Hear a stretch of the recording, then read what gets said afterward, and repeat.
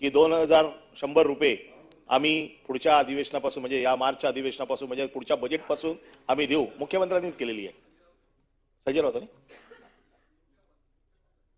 नाही, मुख्यमंत्र्यांची घोषणा आहे की 2100 रुपये आम्ही अर्थसंकल्पाच्या वेळेला देऊ. तुमच्या जाहीर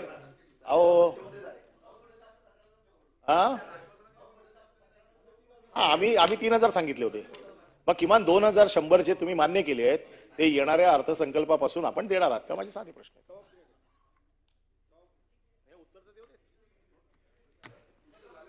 सभापती महोदय, सन्मान्य सदस्य महोदयांनी या ठिकाणी विचारल्याप्रमाणे खरं तर एक महायुतीच्या सरकारची सर्वात महत्त्वाकांक्षी योजना म्हणून आपण ही मुख्यमंत्री माझी लाडकी बहीण ही योजना घोषित केली आणि घोषित केल्यापासूनच साधारणपणे विरोधकांची टीका असेल ही त्याच्यावर होत राहिली, पण महिलांनी आणि लाडक्या बहिणींनी या योजनेला अतिशय उद्दंड असा प्रतिसाद दिला. आम्ही ज्या वेळेला जुलै महिन्यामध्ये याचं रजिस्ट्रेशन सुरू केलं त्यावेळेसपासून आतापर्यंत जवळपास 2,63,00,000 इतके अर्ज हे या ठिकाणी आपल्याला विभागाकडे प्राप्त झाले.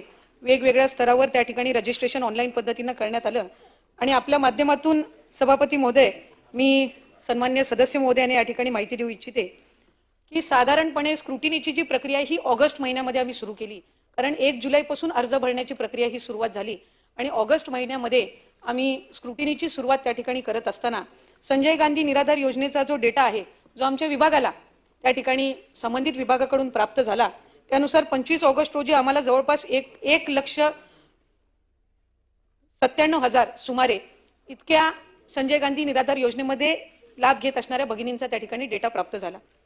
ही प्रक्रिया जी आहे ही साधारणपणे रजिस्ट्रेशनची सुरू असल्यामुळे त्या टप्प्यात जसे जसे अर्ज होत गेले तशा पद्धतीने संजय गांधी निराधार योजनेचे किंवा इतर जे काही योजना आहेत याचा जो डेटा आहे तो त्या ठिकाणी प्राप्त होत गेला.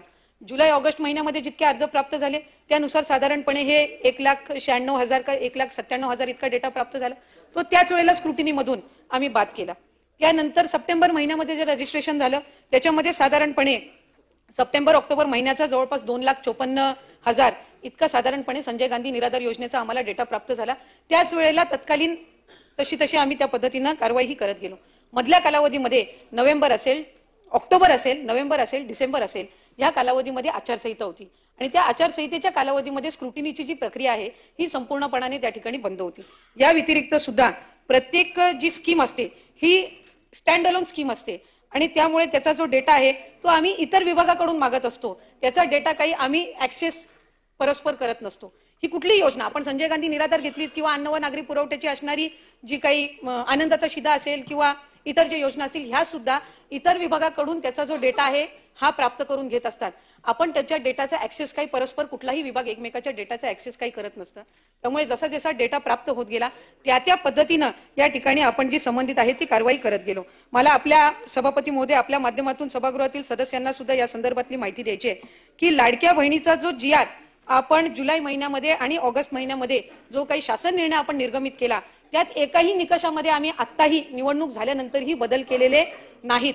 एकही निकषामध्ये आपण बदल केलेले नाहीत. या निकषाला अनुसरूनच आपण जी काही आहे ती प्रक्रिया आणि कारवाई ही करत गेलेलो आहोत. या व्यतिरिक्त जे काही जिल्हा स्तरावरून स्थानिक प्रशासनावरून जशा तक्रारी प्राप्त होत गेल्या त्या तक्रारींच्या बद्दलची जी काही कारवाई आहे ती योग्य पद्धतीने आपण करण्यात आली. आपल्याला RTO विभागाकडून परिवहन विभाग जो आहे यांच्याकडून सुद्धा आपल्याला त्यांच्याकडे असणारा जो डेटा आहे तो सुद्धा आपल्याला जसा प्राप्त होत गेला त्या पद्धतीनं आपण त्याच्यामध्ये लाभार्थ्यांची जी संख्या आहे ज्या पात्र ठरतात त्यानुसार करत गेलो. मला आपल्याला सभागृहातील सदस्यांना आपल्या माध्यमातून सभापती महोदय आणखीन एक माहिती द्यायची आहे.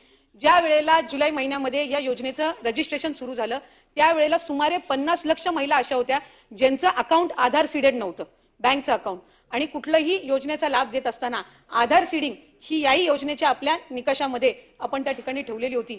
आणि ज्या वेळेला आपण ही योजना घोषित केली त्यावेळेला जवळपास 50 लाख महिलांचे अकाउंट आधार सीडिंग करून घेण्याचं प्रक्रिया सुद्धा ही आपल्याला करून घ्यायची होती.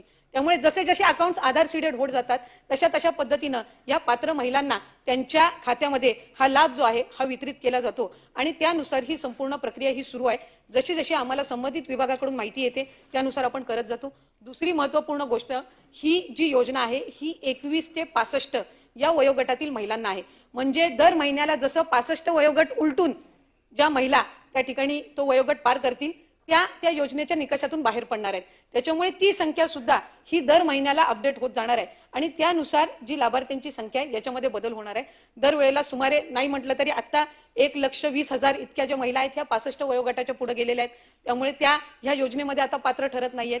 काही अशा स्त्रिया सुद्धा आहेत जे विवाह होऊन इतर राज्यामध्ये त्या ठिकाणी जात असतात, स्थलांतरित होत असतात. त्यामुळे ही जी प्रक्रिया आहे ही ऑनगोईंग आहे आणि मला आपल्या सभापती महोदय माध्यमातून सन्मान्य सर्व सदस्यांनी या ठिकाणी सांगायचंय की आज जवळपास 2.5 कोटी इतक्या महिलांपर्यंत या योजनेचा लाभ आपण पोहोचवत असताना दरवेळेला त्या महिलांना आपण अशा पद्धतीनं त्यांच्या खात्यावर ज्या वेळेला हा निधी आम्ही सन्मान निधी जमा करत असतो त्यावेळेला महायुतीच्या सरकारचं त्या योजनेचं या सबंध माता भगिनी लाडक्या बहिणी अभिनंदनच करत असतात. त्यांच्या आयुष्यामध्ये आलेला हा सकारात्मक बदल हा त्यांना जाणवत गेला आणि त्याचे पडसाद कुठे ना कुठेतरी आपल्याला त्या ठिकाणी निवडणुकीच्या कालावधीमध्ये पाहायला मिळाले असतील. 2100च्या संदर्भातलं आपण त्या निमित्ताने उल्लेख केला. राज्याचे मुख्यमंत्री देवेंद्रजी फडणवीस साहेबांनी येत्या अधिवेशनाच्या कालावधीमध्ये किंवा अर्थसंकल्पामध्ये आपण 2100 घोषित करू अशा पद्धतीचं कुठेही त्या ठिकाणी वक्तव्य हे केलेलं नाही. राज्याची सबंध एखादी योजना ज्या वेळेला आपण जाहीर करत असतो त्यावेळेला ती योजना जाहीर करत असताना इतर 100% देणार ना. जाहीरनामा हा 5 वर्षासाठी असतो. या अर्थसंकल्पामध्ये 2100 करणार अशा पद्धतीचं वक्तव्य हे कुठेही केलेलं नाही. 5 वर्षासाठी हा जाहीरनामा जाहीर केला जातो आणि योग्य पद्धतीनं त्या संदर्भातलाही प्रस्ताव विभाग म्हणून ज्या वेळेला शासन असेल, मुख्यमंत्री महोदय, दोन्ही उपमुख्यमंत्री महोदय, मंत्रिमंडळ ज्या वेळेला त्या संदर्भातलं सूचित करेल, निर्णय करेल त्यावेळेला विभाग म्हणून आम्ही तशा पद्धतीचा प्रस्ताव जो आहे हा शासनासमोर